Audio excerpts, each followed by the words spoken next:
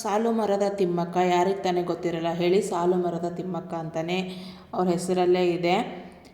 ಉಸಿರಾಟದ ಸಮಸ್ಯೆಯಿಂದ ಇವತ್ತು ಅವರು ನಮ್ಮನ್ನು ಅಗಲಿದ್ದಾರೆ ಅಂತಲೇ ಹೇಳ್ಬೋದು. ಶತಾಯುಷಿ 114 ವರ್ಷಗಳ ಒಂದು ಜೀವನ ನಮಗೆ ಯಾವುದು ಕೊಡೋಕ್ಕಾಗದೇ ಇರೋ ಒಂದು ಕೊಡುಗೆನ ಕೊಟ್ಟಿದ್ದಾರೆ ಅಂತಲೇ ಹೇಳ್ಬೋದು. ಒಂದು ನೇಚರ್ನ ಯಾವ ಥರ ಪ್ರೀತಿ ಮಾಡ್ಬೋದು ಅಂತಲೂ ತೋರಿಸಿದಂಥ, ಮಕ್ಕಳನ್ನು ಕಂಡಂಥ ತಾಯಿ ಅಂತಲೇ ಹೇಳ್ಬೋದು. ನೇಚರಲ್ಲಿ ಒಂದೊಂದು ಮರದಲ್ಲೂ ಒಂದೊಂದು ಮಕ್ಕಳನ್ನ ಕಂಡಂಥವ್ರು ಅವರು.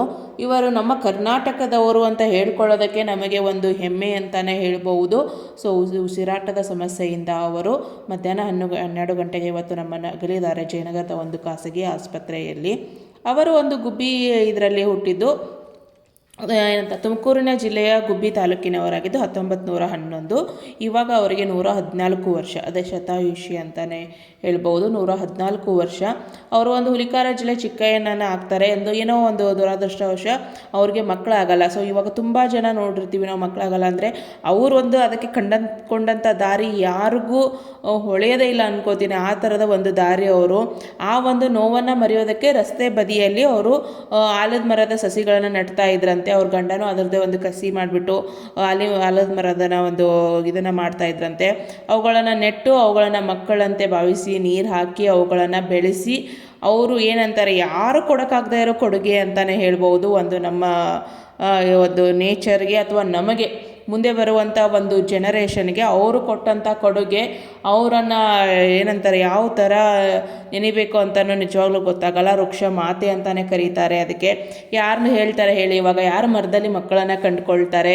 ಅದು ಅವರು ಒಂದು ಮಕ್ಕಳ ನೋವನ್ನು ಮರೆಯೋದಕ್ಕಂತ ಇದು ಮಾಡಿರೋದು. ಇವಾಗ ಎಷ್ಟು ಪರಿಸರದ ಇದಕ್ಕೆ ಉಪಯೋಗ ಆಗ್ತಿದೆ, ನಮಗೆ ಒಂದು ಆಮ್ಲಜನಕ, ಒಂದು ಆಕ್ಸಿಜನ್ ನಾವು ಉಸಿರಾಡ್ತಾ ಇದ್ದೀವಿ ಅಂದ್ರೇ ಅದಕ್ಕೆ ಅವರು ಕಾರಣ ಅಂತಲೇ ಹೇಳ್ಬೋದು.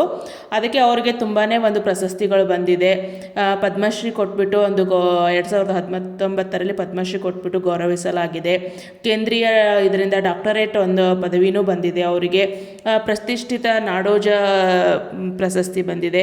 ಪ್ರಶಸ್ತಿಗಳಂದ್ರೂ ತುಂಬಾ ಬಂದಿದೆ ಅಂತ ಹೇಳ್ಬೋದು. ಮಹಿಳಾ ರತ್ನ ಪ್ರಶಸ್ತಿ, ಮತ್ತು ಮಾಗಡಿ ವ್ಯಕ್ತಿ ಪ್ರಶಸ್ತಿ, ಸ್ತ್ರೀ ಮಾತಾ ಪ್ರಶಸ್ತಿ ಅಂತೆ, ವನಮಾತಾ ಪ್ರಶಸ್ತಿ. ಸೊ ನೋಡಿ ಅದರಲ್ಲಿ ಹೆಸರಲ್ಲೇ ಹೆಂಗಿದೆ ಅಂತ.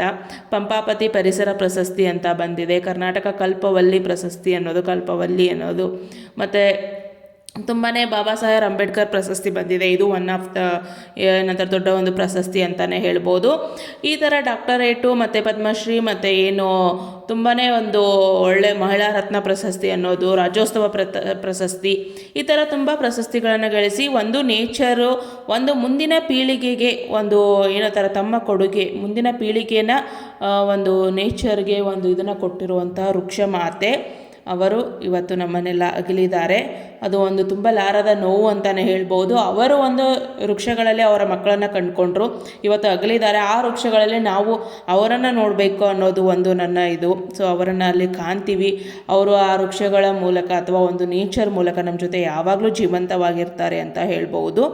ಅವರ ಆತ್ಮಕ್ಕೆ ಅವರ ಒಂದು ಫ್ಯಾಮಿಲಿಗೆ ಒಂದು ಇದನ್ನು ತಡ್ಕೊಳ್ಳುವಂಥ ಶಕ್ತಿ ಕೊಡಲಿ.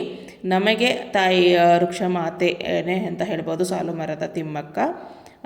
ತುಂಬಾ ಒಂದು ಏನಂತಾರೆ ವ್ಯಕ್ತಿ ಏನಂತಾರೆ ಅರ್ಥಪೂರ್ಣ ಜೀವನವನ್ನು ನಡೆಸಿದಂಥವರು ಅಂತ ಹೇಳ್ಬೋದು ಸಾಲು ಮರದ ತಿಮ್ಮಕ್ಕ. ಇವತ್ತು ನಮ್ಮನ್ನು ಅಗಲಿದ್ದಾರೆ.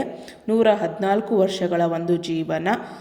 ಒಂದು ವೃಕ್ಷಗಳು ಅವುಗಳು ಅವ್ರನ್ನ ನಿಜವಾಗ್ಲೂ ನೆನೆಸುತ್ತವೆ ಅಂತಲೇ ಹೇಳ್ಬೋದು. ಆ ಒಂದು ಇದಕ್ಕಿರುವಂತಹ ಆ ತಾಯಿಗೆ ಇರುವಂತಹ ಗೌರವನ ಇನ್ನೂ ಹೆಚ್ಚು ಮಾಡುತ್ತಾ ಅಂತಲೇ ಹೇಳ್ಬೋದು. ಆ ಒಂದು